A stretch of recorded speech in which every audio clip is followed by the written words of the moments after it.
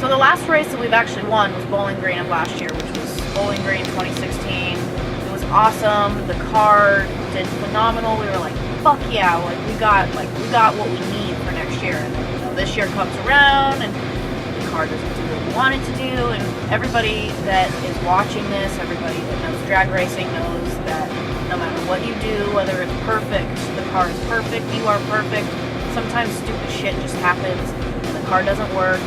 And it just is what it is. Some people think it's luck, some people think it's God, some people think it's karma, whatever. It just is what it is. But, regardless of that, the past 3 races we've gone to the final round every single time, which is exceptional. I mean, you can't pretend to be sad about that. It sucks not winning a race when you've gone so far and you get to the finals and then, like, you see the other person's win light come on. That's defeating, but when you look at it in the bigger picture, the fact that you even got to go to the final round in the first place, I mean, you went rounds, you're doing better off than the person that got eliminated first round or second round or third round or whatever, how many other rounds you got. We're doing fine. It'd be really nice to win a race. It'd be really nice to see that win light kick on, drive through the winner's circle, get some pictures. But that's the cherry on top of the cake. Regardless of what happens at the racetrack, whether we blow shit up, whether we get burned down, whether we go out first round. The entire point of this whole entire thing that we're doing is to have fun and to keep setting personal bests, whether that's my reaction time, whether that's a 60-foot time, 330, whatever. The car went a 777, which is the fastest it's gone with this combo.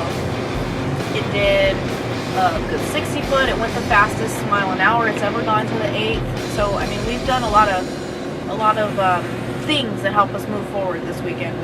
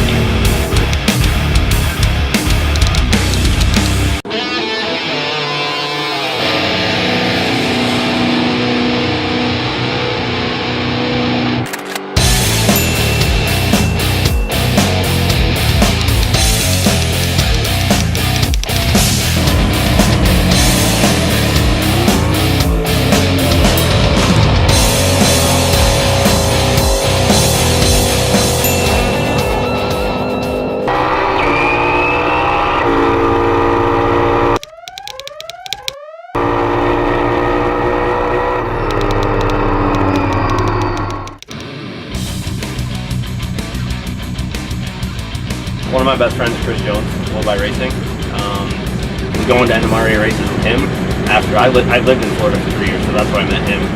Going to NMRA races here and there with him. He works pretty closely with these guys on their turbo kits and racing stuff. And kind of hooked up with them. They were going to a race in Maryland and they needed some hands, so I was there and went to the race, and that's been the last 3 years. Whatever needs to be done, we get it done. It's up till 4 or 5 in the morning because we got to pull a transmission, or whatever comes up, we do it. It's not something where I say, oh no, that's not my job, I don't do it. All hands on deck. And whether it's Frank's car, whether it's Haley's car, whether it's John's car, everybody's here. We've all got hands and we all know what to do, so you just got to get it done.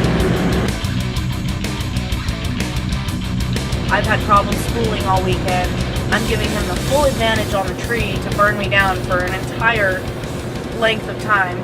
And, that's just how it is. I had to do what I had to do. There was no spooling any differently because the car was taking a long time to spool, depending on the air, depending on the converter temps, etc., etc. So I grabbed the trans brake. When I see him light the first bulb, which took a couple seconds, I think he wanted me to go in first, but it wasn't going to happen.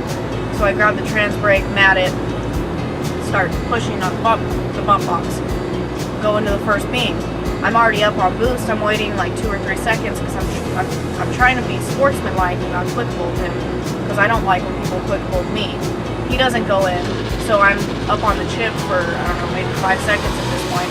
I go into the second bolt, and then I'm waiting there on the chip, just basically waiting for the transmission to explode at this point.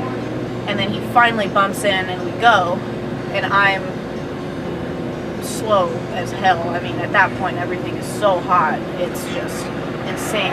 60 foot was slow. My reaction time was slow-ish. Quarter mile was slowly. Incrementals all across the board were slow. The converter tip was pegged at 436, which is the highest the temperature gauge goes, so it was seemingly higher than that. The car was smoking like crazy at the end of the track. The fire crew like ran over to make sure that like everything was fine. And, you know, is what it is. I was on the chip for a total of 16 seconds before I actually let go of the trans brake button. Luckily, we did not break anything. Motor's fine, tranny's fine. Everything got a little beat up and warm, but luckily, like very, very luckily, something was on our side today, because something should have exploded.